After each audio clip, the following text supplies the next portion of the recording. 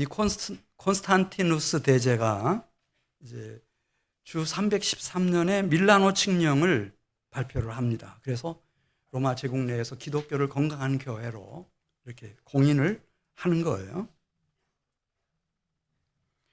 그러니까 근 300년 동안 우리 기독교인들이 얼마나 모진 박해를 받아왔습니까?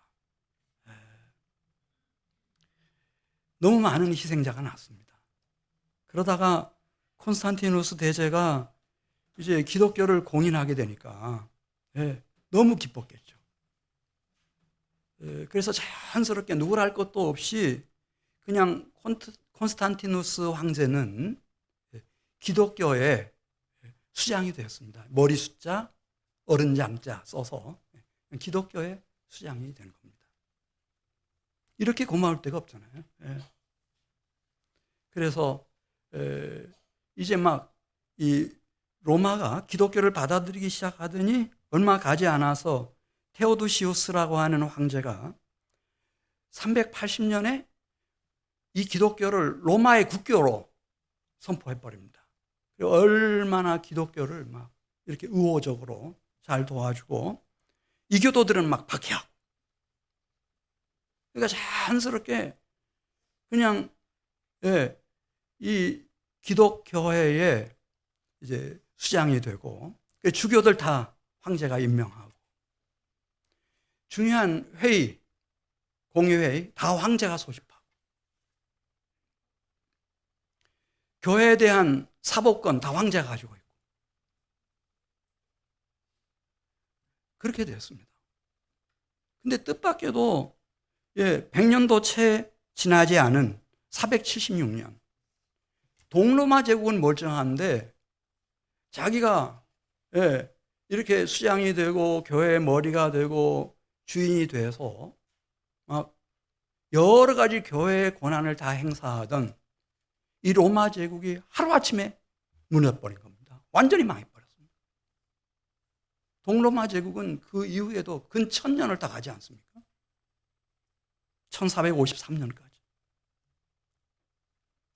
그러고 난 이후에 그건 우리가 이제 알 수 있는 겁니다. 하나님이 황제가 아니라 주교 중에서 이제 교회에 수장을 세우게 됩니다. 607년에 보니페이스 3세가 이제 교황이 돼서 이제 다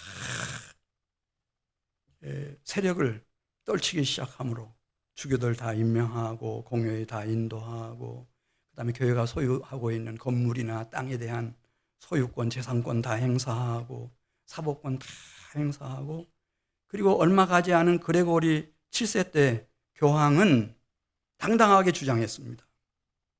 교황인 나는 그리스도의 대리자다 이렇게 주장을 했습니다. 그리고 얼마 가지 않아서 교황에게 순종을 해야 구원을 받는다 막 이렇게 너무 멀리 나가기 시작한 겁니다. 그러니까 여기저기서 이제 반발하기 시작했습니다. 적어도 이 교회의 주인이 누군지를 생각하는 사람들은 교회의 머리가 누군지를 생각하는 사람들은 교회가 어떻게 세워지며 교회가 어떻게 나가야 되는지를 고민하는 사람들은 이게 아니다. 그래서 주변 여러 나라들이 반기를 들기 시작했습니다. 로마 가톨릭 교회에 대하여. 독일도 그랬고 영국의 엘리자베스 1세 같은 여왕이 딱 결별을 선언한 후에 성공이라고 하는 교단을 만들어가지고 우리 성공회의 수장은 교황이 아니다. 제가 런던 갔을 때 그 성공회, 런던 성공회 1563년에 세워진 그 머릿돌 읽어봤거든요. 이 교회의 머리는 영국의 왕, 그러니까 엘리자베스 1세라는 거예요. 그때 딱 써놨어요. 깜짝 놀랐죠. 성공회는 그냥 개신교 쪽으로 제가 그렇게 이해하고 있었는데 대천덕 신부도 한국에 와서 귀한 일 많이 하셨고 좋게 생각했는데 너무 소스라치게 놀랐어요. 그러다가 이제 종교 개혁이 단행이 돼요. 그러면서 이제 각성이 막 일어나기 시작해요. 교회는 뭐 그가 로마 황제가 됐든 로마 가톨릭 교회 교황이 됐든 영국 여왕이 됐든, 예, 이거는 1인 감독 체제여서는 안 된다. 여러 사람이 함께 교회를 이끌어야 된다. 그래서 장로 정치라고 하는 것을 생각해냅니다. 장로들 여러 명이 같이 모여서 의논도 하고, 이렇게 해서 교회가 앞으로 나가야지. 장로교회가 출현하게 됩니다. 장로교회는 여러분 아시는 것처럼 목사님이 있고 장로님이 계시고 당회가 있고 노회가 있고 총회가 있는데, 지금도 한국 장로교회도 마찬가지예요. 총회 안에 정치국도 있고 재판국도 있어서 중요한 안건은 다 그 재판국에서 다 재판해요. 그래서 이제 총회에는 누구만 가나? 일반 회중들은 못 갑니다. 담임 목사, 당회장하고 장로들만 총대로 거기 참석해서 다 이제 중요한 결정들을 하고.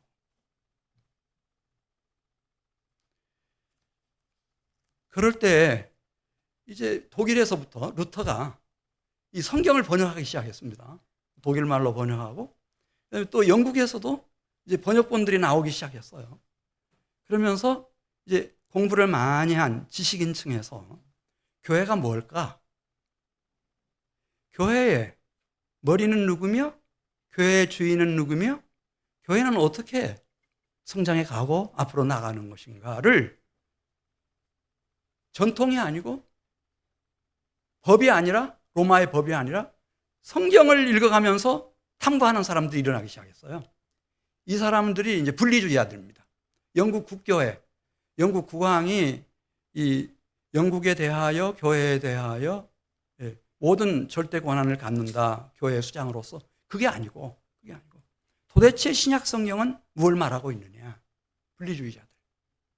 거기 보니까 정치하고 교회하고는 분리입니다. 예. 가이사의 것은 가이사에게, 하나님의 것은 하나님에게. 예. 이렇게 되어 있습니다. 이 주축 세력들이 누군가? 베프티스트들이었습니다. 베프티스트들이. 예. 그래서 이들은 깨닫기 시작했습니다. 아, 교회의 머리는 그리스도 예수시다.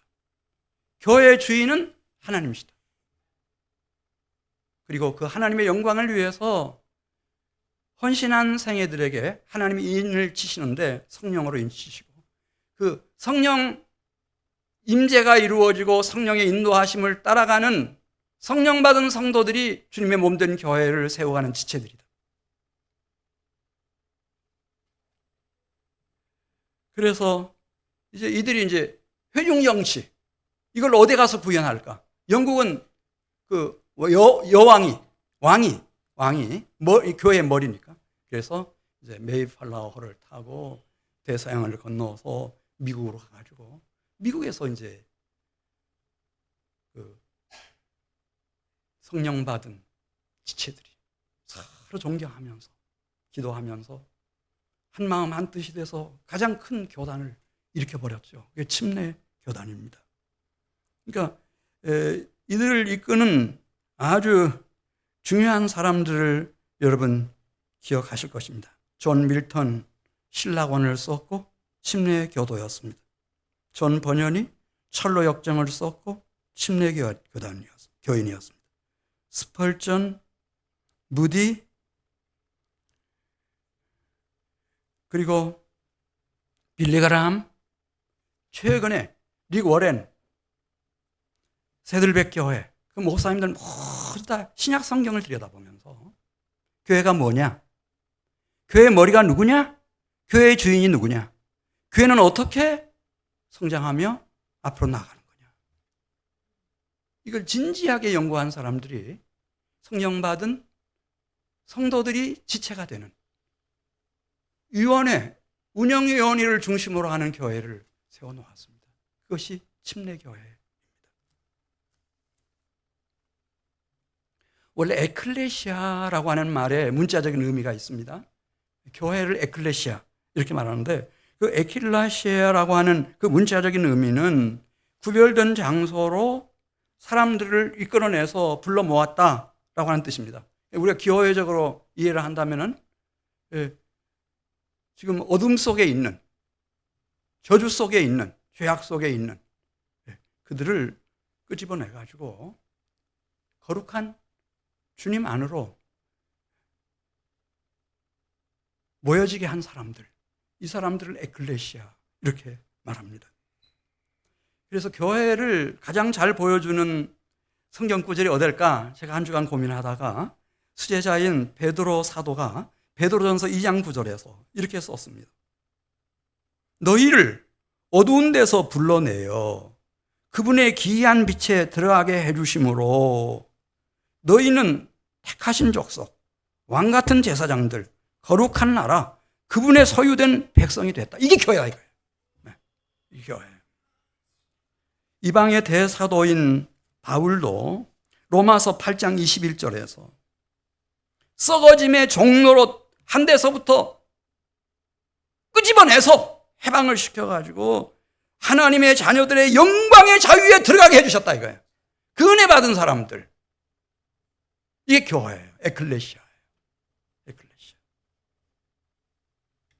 그럼 오늘 본문을 중심으로 이게 가능한 일인가? 예, 가능합니다. 근데 누구에게 가능한가? 딱 한 분에게만 가능합니다. 예. 이거는 뭐 주교도 아니고, 이거는 교황도 아니고, 왕도 아니고, 황제도 아니고 딱 한 분만 가능해요. 누가복음 5장 12절 말씀 보겠습니다. 그분의 이름이 거기 나오네요. 예, 주어로 나와요. 이분이 누구죠? 12절 같이 읽습니다. 예수께서 한 동네에 계실 때에 온몸에 나병 들린 사람이 있어 예수를 보고 엎드려 구하여 이르되 주여 원하시면 나를 깨끗하게 하실 수 있나이다. 나병이 온몸에 퍼졌다는 거예요. 피고름이 막 다 흐르고 부정하죠. 부정해. 옛날에는 그냥 몸뚱이만 진짜 부정하고 또 감염시킬 위험도 있고 그래서 뿐만 아니고 이 영혼까지, 이 사람의 영혼까지 아마 신이, 하나님이 저주를 했나 보다 이렇게 생각하던 시절이니까요. 근데 그를 예수께서 깨끗하게 하십니다. 13절 읽습니다. 예수께서 손을 내밀어 그에게 대시며 이르시되 내가 원하노니 깨끗함을 받으라 하시는데 나병이 어떻게 됐다고 그랬죠? 즉시로 떠나버린 거예요. 할렐루야. 그래서 그 부정한 나병에서부터 끄집어내는 거죠. 누가? 예수님이.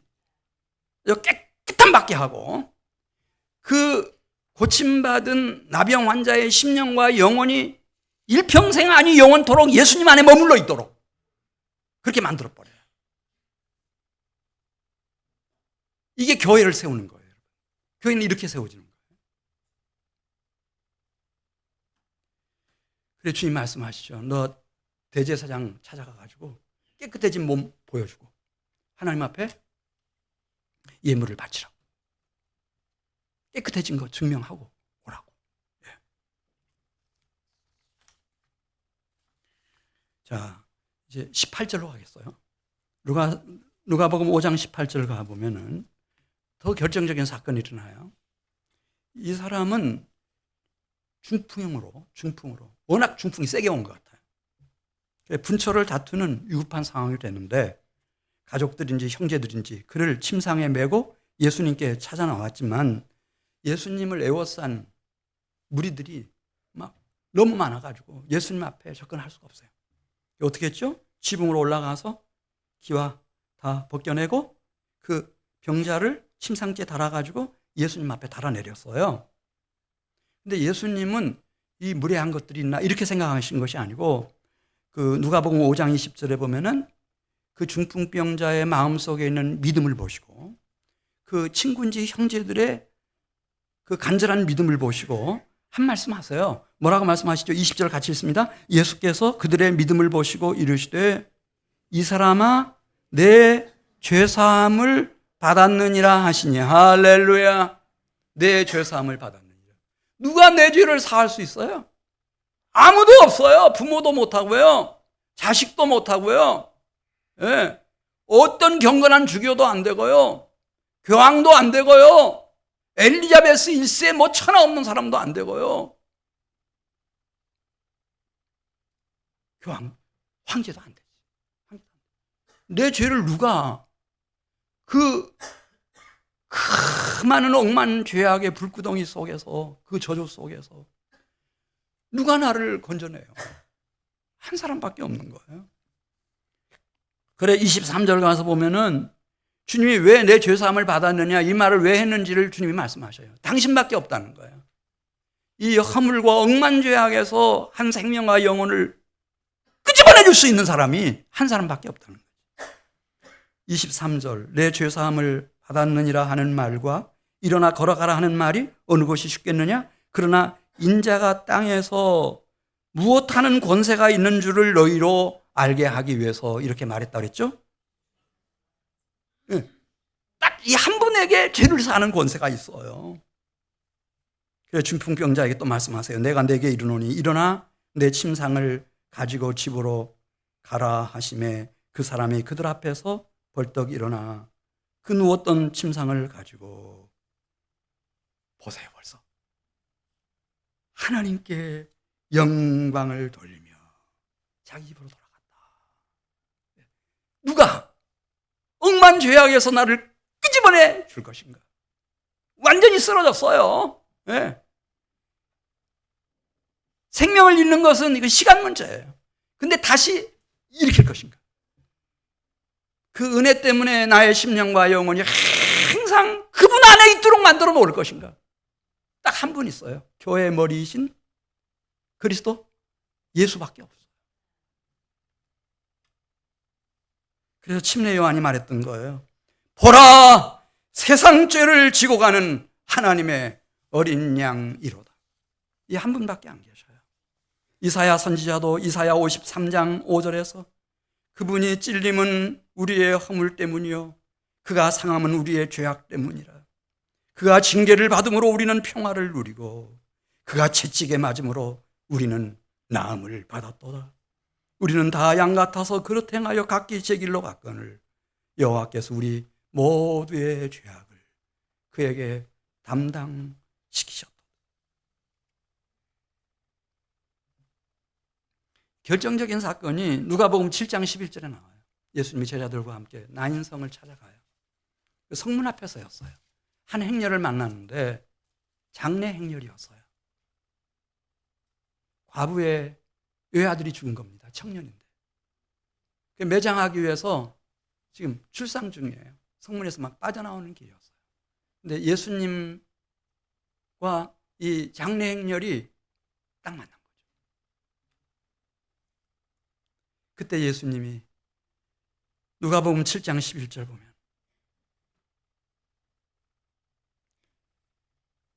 시간 관계상 13절로 하겠어요. 13절, 7장 13절.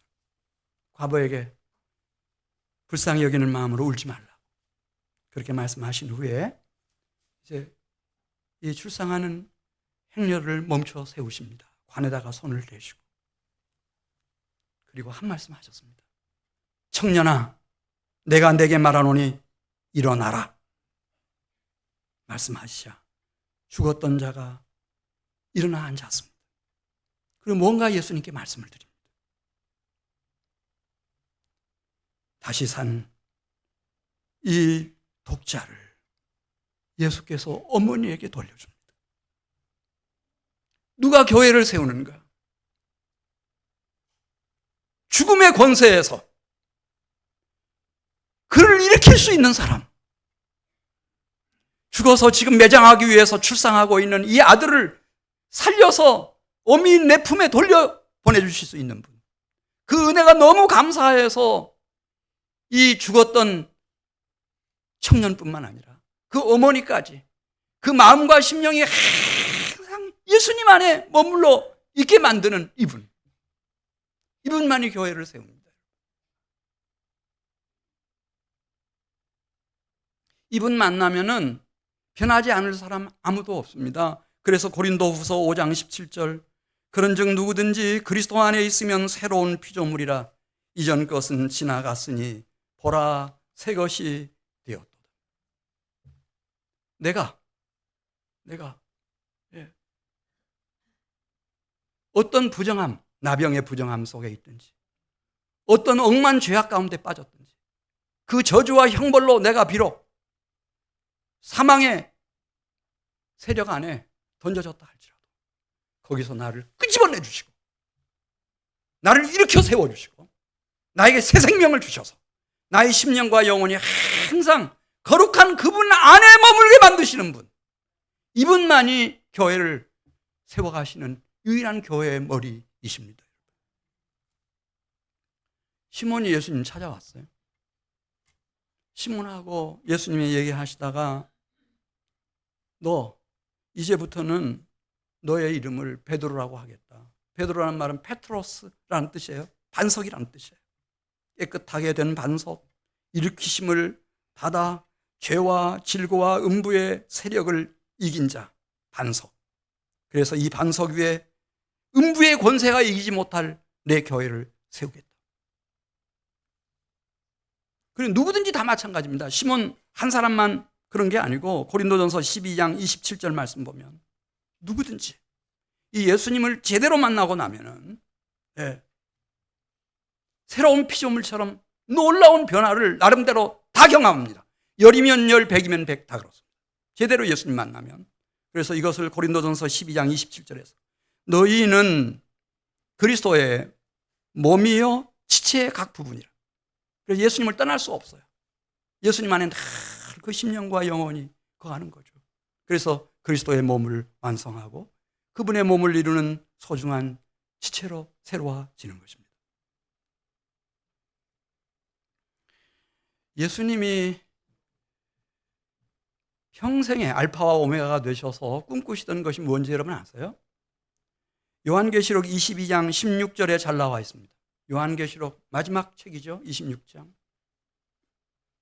인사말들이 뒤에 나오긴 합니다만은 그러나 예수님이 하고 싶었던 가장 중요한 얘기 16절에 하고 있습니다. 나 예수는 무엇을 위하여 내 사자들을 보냈다고 그랬어요? 그들이 여호와의 종이 됐든 선지자가 됐든 사도가 됐든 목회자가 됐든 전도자가 됐든 교사가 됐든 예수님이 왜 보냈대요? 교회를 위하여, 교회 세우기 위해서. 그 뒤에 나오죠. 나는 다윗의 뿌리, 시작, 기원, 알파이고 그 자손, 열매, 오메가이며 광명한 새벽별이다. 그러면서 처음부터 이 새벽이 하루의 시작이듯이 알파와 오메가가 되시는 주님의 마음속에 항상 살아있는 것은 당신의 몸된 교회입니다. 에베소서 1장 23절 보겠습니다. 이 교회가 어떤 의미를 가지는지. 에베소서 1장 23절. 교회는 그분의 몸이니, 그리스도의 몸이니 만물 안에서 만물을 충만케 하시는 이의 충만함이니라. 온통 그리스도 예수의 신경이 몸된 당신의 교회 안에 다 집중되어 있습니다.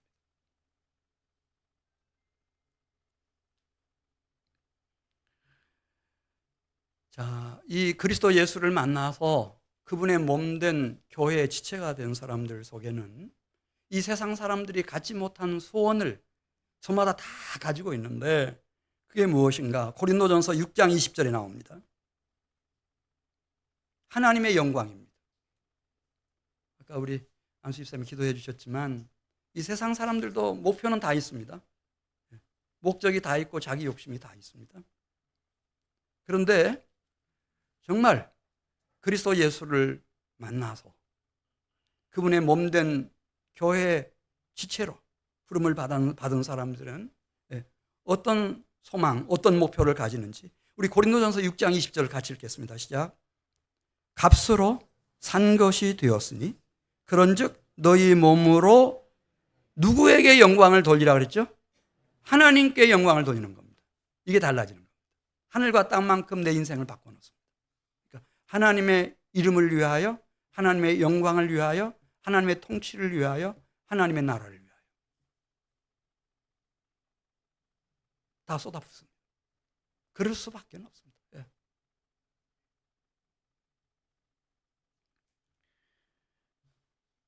사도행전 20장 28절 말씀을 보면은 이 교회는 주인이 누굽니까, 여러분? 황제입니까, 왕입니까? 교황입니까? 주교입니까? 누가 이 교회의 주인입니까? 하나님이 피로 사신 교회, 이렇게 했습니다. 하나님의 교회입니다. 그리고 이 교회는 오직 한 분의 영광, 하나님의 영광만을 염원하고 그 영광을 위해서 존재하는 겁니다. 그래서 이 교회는 누구의 교회인가? 하나님의 교회입니다. 하나님의 영광의 교회입니다.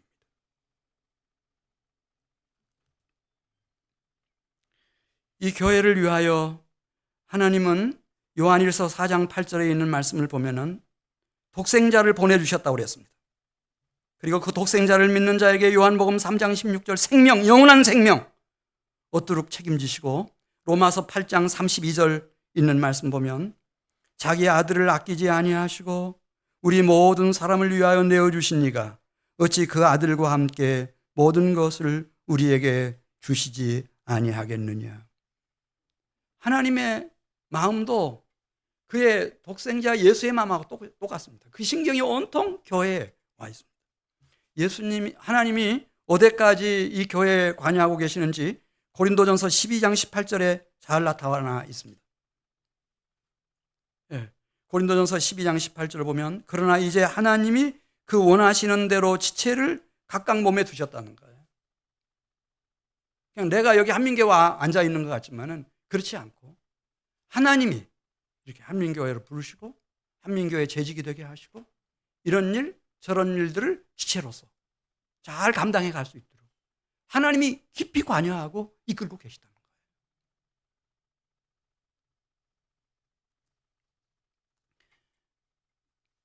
예, 선지자면 선지자, 사도면 사도, 목회자면 목회자, 전도자면 전도자, 교사면 교사. 다 하나님이 이렇게 불러서 쓰시는데, 그래서 전도서 3장 15절 이 집은, 이 한민교회 이 집은 누구의 교회입니까? 살아계신 하나님의 교회. 살아계신 하나님의 교회. 그리고 이 교회를 통해서 하나님이 가장 기뻐하시는 최고의 영광을 찬양을 통해서, 기도를 통해서, 지체들의 섬김을 통해서, 예배를 통해서, 여러분들의 연보와 헌신을 통해서 주님을 위해서 당하는 아픔과 모든 수고와 고난을 통해서 하나님이 최고의 영광을 받으셔요. 에베소서 3장 21절입니다. 에베소서 3장 21절. 교회 안에서와 그리스도 예수 안에서 하나님의 영광이 대대로 영원 무궁하기를 원하노라. 아멘. 그런 뜻이에요. 자, 두 가지 말씀드렸어요. 교회를 누가 세운다고요? 돈 많은 어떤 재벌이 와서 교회 사오는 거 봤어요? 저 한 번도 들어본 일도 없어요. 그거 안 됩니다. 그거 없습니다, 이 땅에. 강남에서 목회하던 어떤 선배 목사님 그랬어요. 진짜 부자가 교회 나오는 거 봤냐? 진짜 부자.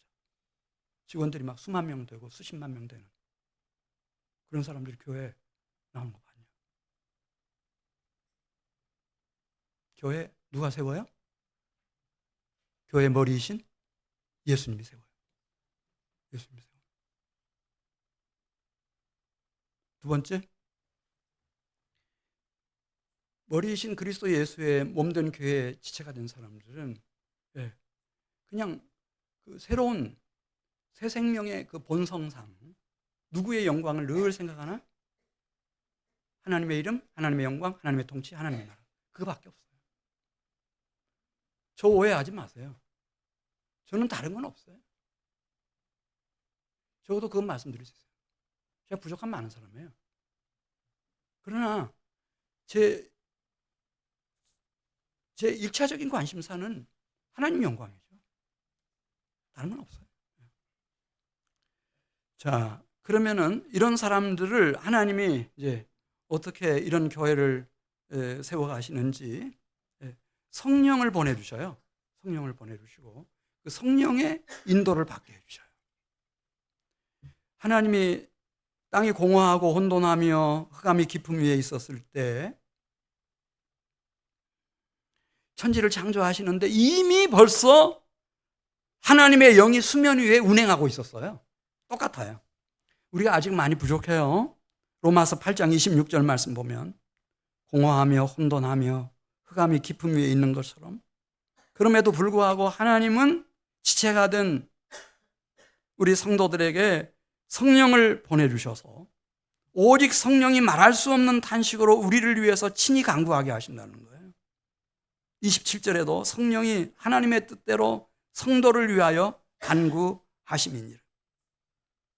그래서 그 성령의 인도하심이 일어나도록, 그 인도하심을 따라가면 갈라디아서 5장 16절에 육체의 욕심을 이길 수 있다고 그랬어요. 갈라디아서 5장 18절 보면 율법의 저주를 넘어설 수 있다고 그랬어요. 그래서 사도행전 1장 8절 오직 성령이 너희에게 임하시면 너희가 두나미스 권능을 받고 땅끝까지 이르러서 멋진 나의 증인이 될 수 있다는 거죠. 여러분, 내가 총독이 되는 게 중요할 것 같아요? 아니면은 이렇게 성령의 사람이 되는 게 중요할 것 같아요? 스가랴 4장 6절 보면은 70년 만에 바벨론 포로에서 많은 사람들이 한 5만 명 돌아와요. 거기 총독이 있었어요. 스룹바벨이라고 하는 총독이. 예루살렘에 돌아와 가지고 성전을 지어 보려고 하는데 안 돼요. 장애물이 너무 많고 반대 세력들이 저 사마리아부터 시작해서 주변 나라에서 막 목숨 걸고 덤벼드는데요. 할 수가 없어요. 그래서 어쩌나 하고 주저앉아 있을 때 만군의 여호와께서 한 말씀을 이 스룹바벨에게 들려주셔요. 이는 힘으로 되지 아니하며 능력으로 되지 아니하고 오직 나의 영으로 되느니라. 총독의 권한 의미 없어요. 바벨론에서 가지고 온 그 많은 건축 헌금들 쓸모 없어요. 하나님의 영이 임해야 된다는 거예요. 그 영이 임하면은 스가랴 4장 9절에서 스룹바벨의 손이 이 성전의 기초를 놓았은즉 그 손이 또한 그 일을 마치리라 하셨나이다. 스룹바벨 성전을 완공해서 하나님 앞에 봉헌할 수 있게 되는 거예요. 교회를 세워가는 모든 비밀은 여기 다 있어요. 소아시아 7교회에 이 교회가 어떻게 해야 건강한 교회가 되며 성장하는 교회가 되며 땅끝까지 모든 열방을 주님께로 이끌 수 있는지를 알려주셨어요. 소아시아 7교회에게. 그 7교회라는 말은 그 당시 주님의 교회를 대표하는 7개 교회이기도 하고, 넓게 보면은 우리 한민교회 포함해서 세상 끝날까지 이 역사 속에 출현할 모든 교회들을 다 말하는 거예요. 어떻게 하면 이 교회가 건강한 교회가 되고 성장하는 교회가 되고 능력 있는 교회가 되어서 열방을 주께로 돌아오게 만들 수 있는지. 이게 뭘까요, 여러분? 뭐가 이렇게 하는 거죠? 요한계시록 2장 7절 에베소 교회에게 말씀하셔요. 뭐라고 말씀하셨죠? 귀 있는 자는 성령이 너희에게 하시는 말씀을 들을지어다. 그러면 이기는 자가 될 것이고 내가 하나님 낙원에 있는 생명나무의 열매를 그에게 주어 먹게 해주겠노라. 이렇게 말씀하셨어요. 서머나 교회에게도 똑같은 말씀이에요. 누가 이기는 자가 될 것인가? 귀 있는 자는 성령이 교회들에게 하시는 말씀을 들으라는 거예요. 버가모 교회에게도 똑같이 말씀하셔요. 누가 이기는 자가 될 수 있나? 귀 있는 자는 성령이 교회들에게 하시는 말씀을 들을지어다. 사대 교회에게도 똑같이 말씀하셔요. 누가 이기는 자가 될 수 있는가? 귀 있는 자는 성령이 교회들에게 하시는 말씀을 들을지어다. 필라델비아 교회에게도 똑같이 말씀하셔요. 누가 이기는 자가 돼서 하나님 성전의 기둥이 되고 그 기둥 위에 하나님의 이름, 새 예루살렘 성의 이름, 주님의 새 이름이 기록될 수 있나? 귀 있는 자는 성령이 교회들에게 하시는 말씀을 들을지어. 라오디게아 교회에게도 똑같은 말씀하세요. 누가 이기는 자가 되는가? 귀 있는 자는 성령이 교회들에게 하시는 말씀을 들을지어다. 만일 우리가 영화부부터 시작해서 이렇게 성령의 기름 부으심이 있고, 제가 볼 때는 어리면 어릴수록 빨라요. 정확하고요. 그리고 성령의 음성을 귀 기울여 듣고 순종하는 사람을 우리가 길러낼 수만 있다면 이건 굉장한 일이죠. 굉장한 일.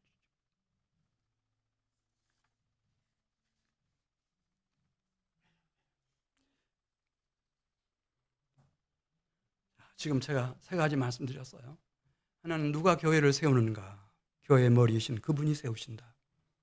두 번째, 그분의 몸된 지체로 부름받은 이들은 누구의 영광을 추구하는가?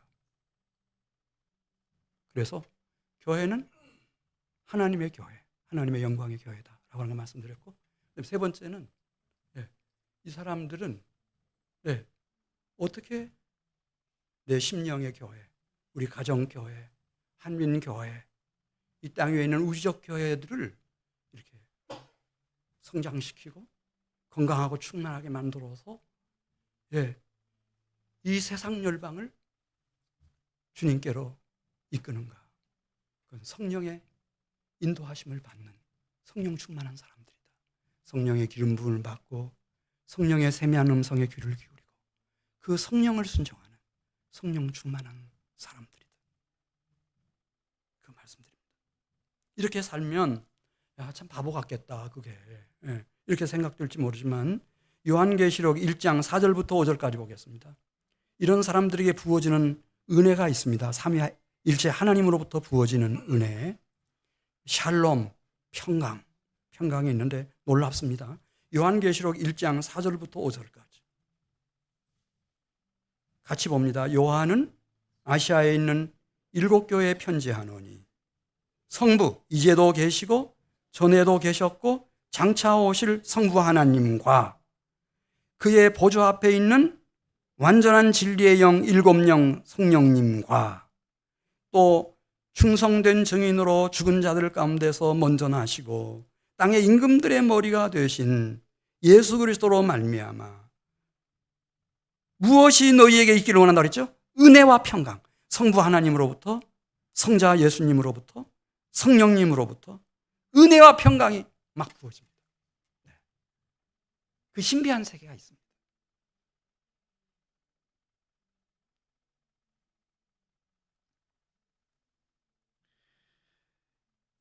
이런 사람들은 에베소서 4장 3절 말씀드린 것처럼 성령의 인도를 성실하게 따라갑니다. 우리 에베소서 4장 3절입니다. 평안에 매는 줄로 성령이 하나 되게 하신 것을 힘써 지키라. 그러니까 부부간에도 하나 될 수 있습니다. 이 사람들. 부모 형제들과 가족들도 하나 될 수 있습니다. 교회 공동체 안에서도 하나 될 수 있는 실력이 있습니다. 능력이 있습니다. 우리 지도자들이 안타까운 것은 이 능력이 없는 거예요. 말은 잘하지.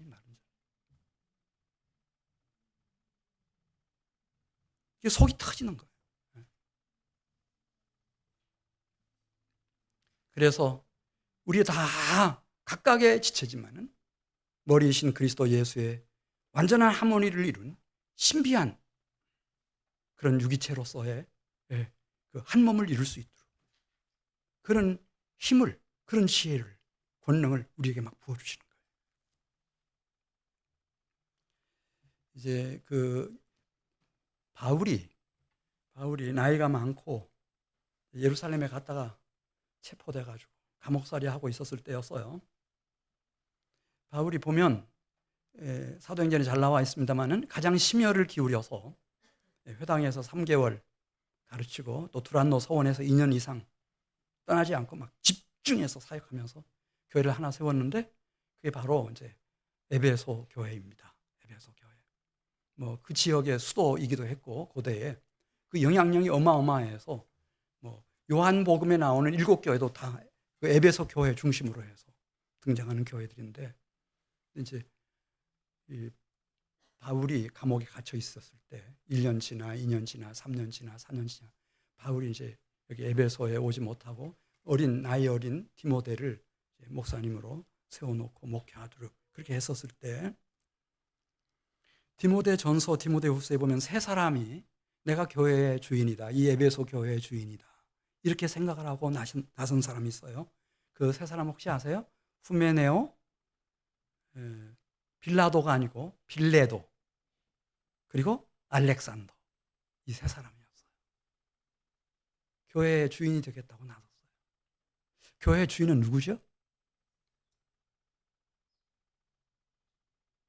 하나님. 교회의 주인이 되겠다고 나섰어요. 그래서 이것으로 말미암은 이 이방의 사도 바울의 그 고뇌가 디모데전서, 디모데후서에 잘 나타나 있고, 결국 디모데전서 1장 20절에 보면 이들을 출교시킨 것으로 보입니다. 그 가운데 후메네오와 알렉산더가 있으니 내가 사탄에게 내줬다, 이런 말씀을 보면은 출교를 시킨 것으로 보여요. 그런데 그 후유증이 만만치가 않았어요. 디모데후서 2장 보면은 16절에 악성 종양같이 막 퍼져나가는 거예요. 이게.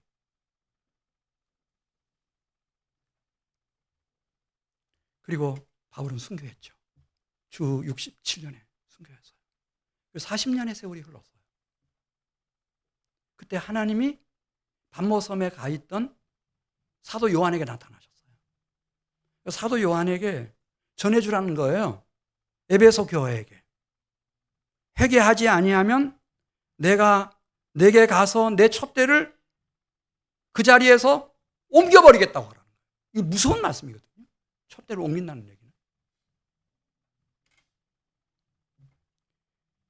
그 자리가 바로 키르기스탄이에요. 2025년 현재 키르기스탄에 지금 2000년을 흘렀어요. 예수 믿는 사람 20%? 10%? 1%? 어떤 학자가 정확하게 썼어요. 0.01% 미만이라는 거예요. 10명을 만나도 그 중에 예수 믿는 사람 하나도 없고, 100명 만나도 없고, 1000명을 만나도 예수 믿는 사람 하나 찾을 수가 없다. 그렇게 돼버렸어요. 우리 한민교회가 예수 그리스도께서 세우시는 음부의 권세가 이기지 못할 교회가 되도록 위해서 기도해 주십시오. 오직 하나님의 이름만이 영광 받으시는 하나님의 교회가 되도록 위해서 기도해 주십시오. 성령이 임재하고 그 성령의 인도하심을 받는 지체들이 함께 의논하고 함께 고민하고 함께 뜻을 모아서 이 교회를 받들어가는 성령 충만한 교회가 되도록 위해서 기도해 주십시오. 하나님은 우리 교회를 보고 계십니다.